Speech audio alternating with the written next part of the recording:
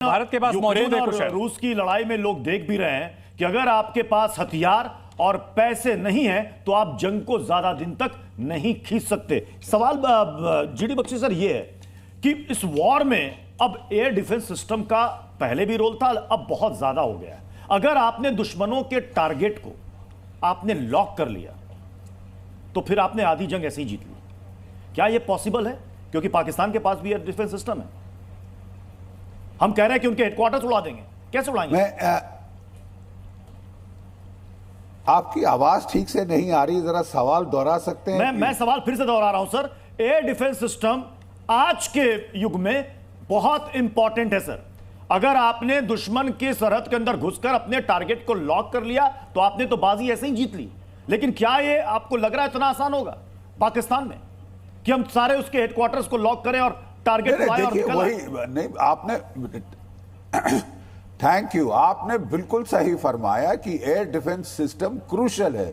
आप जानते हैं इजराइल का आयरन डोम है, मतलब परिंदा वहां इजराइल के ऊपर अपना पंख नहीं मार सकता। लेकिन हमारे पास भी S-400 मिसाइल है रूस का, जो कि एक गेम चेंजर है। मैंने बताया अपने इलाके से हम पाकिस्तान में 400 किलोमीटर अंदर वार कर सकते हैं। कोई जहाज उठे उनकी एयरफील्ड से उसे निस्तनाभूत कर सकते हैं। ठीक है साहब, एवैक्स हैं हमारे पास, जो जैसे ही पाकिस्तान से जहाज उठते हैं एयरफील्ड से उठते हैं, अपनी एयरफील्ड से, चाहे क्वेटा की हो, पेशावर की हो, कहीं की हो, सरगोदा की हो, जैसे ही जहाज उठता है आप उसको ठोक सकते हैं। 400 किलोमीटर की रेंज आप दुश्मन के इलाके के अंदर मार गिरा सकते हैं।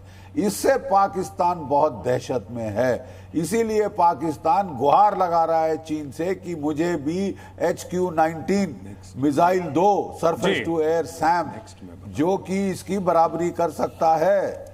लेकिन अगर चीन ने अभी दिया भी तो क्या पाकिस्तान उसे ऑपरेट कर सकता है? चीन देगा अगर पाकिस्तान को। जीडी बख्शी साहब, क्या पाकिस्तान को चीन हथियार के मामले में पूरी मदद दे सकता है ऐसे समय में जब चीन पहले से ही अमेरिका के साथ ट्रेड वॉर में उलझा है और उसे भारत की जरूरत है? यह सवाल दीपक वोरा जी आपसे मिलूंगा। अगर बात की जाए चीन की तो क्या वो फुल फ्लेजेड पाकिस्तान की मदद के लिए उतरेगा?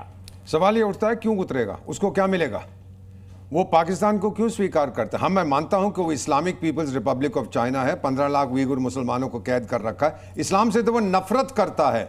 बस उसने 2 रॉटवाइलर कुत्ते पाल रखे हैं, एक नॉर्थ कोरिया है और जो जापान के साथ को कहना है भौंक भौंक वो भौ वो करता है, और दूसरा रॉटवाइलर पाकिस्तान है। भारत को तंग करना है, भौंक भौंक वो भौ वो करता है। ये और कोई उसका इंटरेस्ट नहीं है except to trouble India. Finally मैं बता देता हूं सर कि जो पाकिस्तानी लोग अगर ये कार्यक्रम देख रहे हैं, मैं आपको एक एस्केप रूट देता हूं। मैं तो डिप्लोमेट हूं।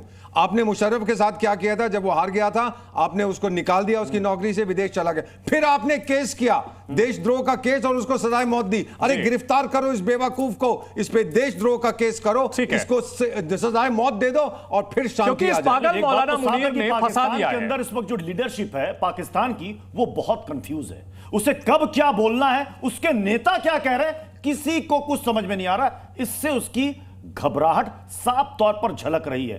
पाकिस्तान अगर आज की तारीख में जंग होती है, अगर शब्द इस्तेमाल कर रहा हूं, अगर जंग होती है तो पाकिस्तान कितने घंटे, कितने दिन टिक पाएगा? और पाकिस्तान को अगर टिकना भी पड़ा तो कौन मदद को आएगा?